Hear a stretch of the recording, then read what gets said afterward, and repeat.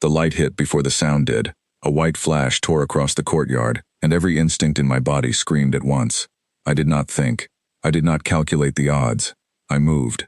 My name is Daniel Marsh, and 3 seconds earlier I was standing behind Princess Alara of the Vaith Dominion, holding a translation tablet, and trying not to look bored during a ceremony I barely understood. Then the air split open with a burning shriek, and my body threw itself in front of hers before my mind caught up. I remember the heat first, then nothing. When I opened my eyes, the ceiling above me was curved and silver, humming faintly with some kind of energy field. My chest felt like it had been struck by a falling building, but I was breathing. I was alive. That fact alone seemed to surprise everyone in the room more than it surprised me. 6 armored figures stood around the bed, tall, broad-shouldered, with pale blue skin and eyes like polished stone. The royal guard of House Vaith. Their weapons were not drawn, but their hands rested close to them, ready. I tried to sit up. A gauntleted hand pressed against my shoulder, not violently, but firmly enough that I understood the message. Stay down. You are conscious, said the guard closest to me. His voice was deep, edged with disbelief. That should not be possible.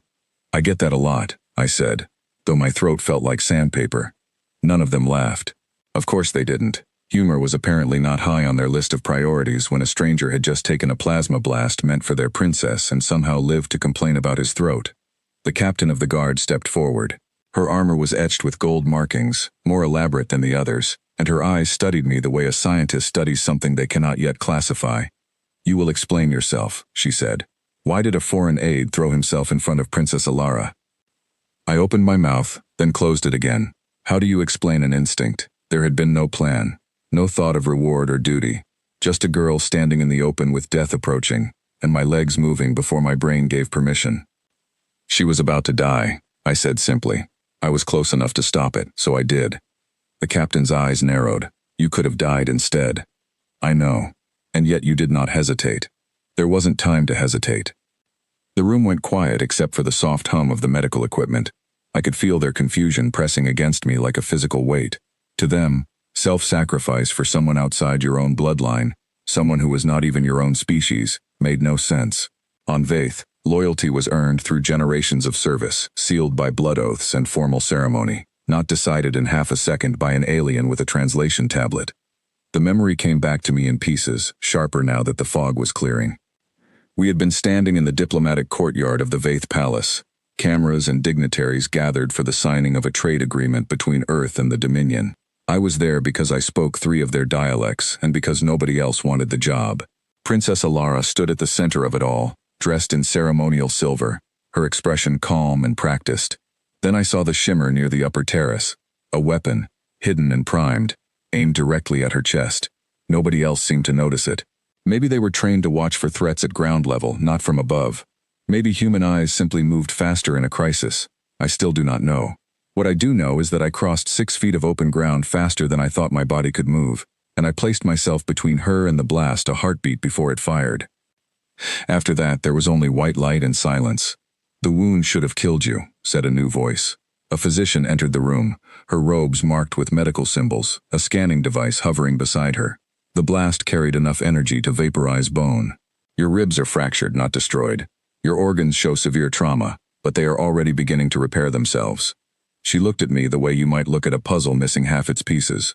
Human biology is unusual, she continued, more to herself than to me. Dense bone structure, rapid cellular regeneration, pain response delayed under extreme stress, allowing continued function despite injury that would incapacitate most species instantly. So I'm tough, I said. Good to know. The captain did not seem amused. Or your species has technology we are not aware of. Some hidden enhancement. Explain it. There's no secret, I said. No implants, no enhancements. This is just how humans are built. We get hurt, and we keep going, because stopping isn't always an option.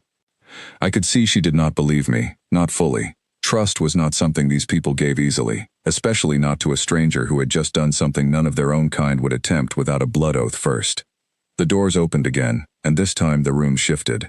Every guard straightened. Princess Alara walked in. She looked different up close than she had from a distance during the ceremony. Younger somehow, despite the weight clearly resting on her shoulders. Her ceremonial silver was gone, replaced with simple dark clothing. Her eyes moved straight to me, and for a long moment she said nothing at all. Leave us, she said finally. The captain hesitated. Your Highness, the safety protocol requires— Leave us, Alara repeated, quieter this time, but with a finality that ended the discussion. The guards filed out, though I noticed the captain positioned herself just outside the door, close enough to intervene if needed. Old habits, apparently, did not disappear just because a princess gave an order. Alara approached the bed slowly, studying me the way the physician had, but with something different behind her eyes. Not confusion, something closer to disbelief mixed with a reluctant kind of gratitude. You do not know me, she said.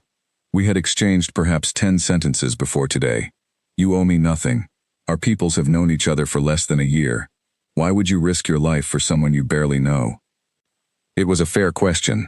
I thought about lying, giving her some grand answer about duty or diplomacy, something that would sound better in a formal report. But she deserved the truth. Because you were standing there, and I could see what was coming, and you couldn't, I said. There wasn't some noble reason behind it. I just didn't want to watch someone die when I had the chance to stop it. That's all it was. Alara was quiet for a long moment. Among my people, such an act would require years of bonded service, a blood oath, a formal declaration witnessed by the royal court.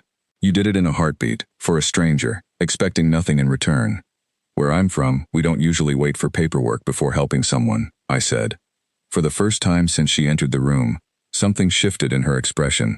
It was not quite a smile, but it was close enough. The healers say your recovery is already ahead of projections, she said. They do not understand it. Neither do I. I don't fully understand it either, I admitted. We just don't give up easily. Might be stubbornness. Might be something in our blood. Either way, it usually works out, eventually. Eventually, she repeated, testing the word. You nearly died. Nearly isn't the same as did. She studied me a moment longer, then nodded slowly, as though filing the conversation away somewhere important. The court will want answers. There are those who believe your actions were staged, some kind of manipulation to gain political favor with the Dominion. I figured as much, I said. Suspicion seems to be the default reaction around here. It is not without reason, she said. Powerful families have used smaller acts to gain influence before, but those actions were calculated, planned in advance, designed for maximum effect. What you did was not calculated. I watched the recordings. There was no hesitation, no performance for the cameras, only reaction. Because it wasn't a performance, I said. It was just what needed to happen. Alara turned toward the window where the courtyard was visible below, still marked with scorch patterns from the blast. Guards moved across it now, securing the area, searching for whoever had planned the attack. My father will want to speak with you once you are stronger, she said. There will be questions about your intentions, your background, whether Earth had any knowledge of the threat beforehand. I understand, I said. Ask whatever you need to. I don't have anything to hide. I believe that, she said, and something in her voice told me she meant it. Few among my own guard would have moved as quickly as you did. Fewer still would have done it for someone outside their bloodline. Maybe that's the difference, I said.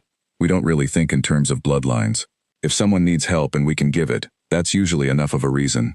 She turned back to face me, studying my expression the way someone studies something completely unfamiliar for the first time. You are not what I expected from your species, she said.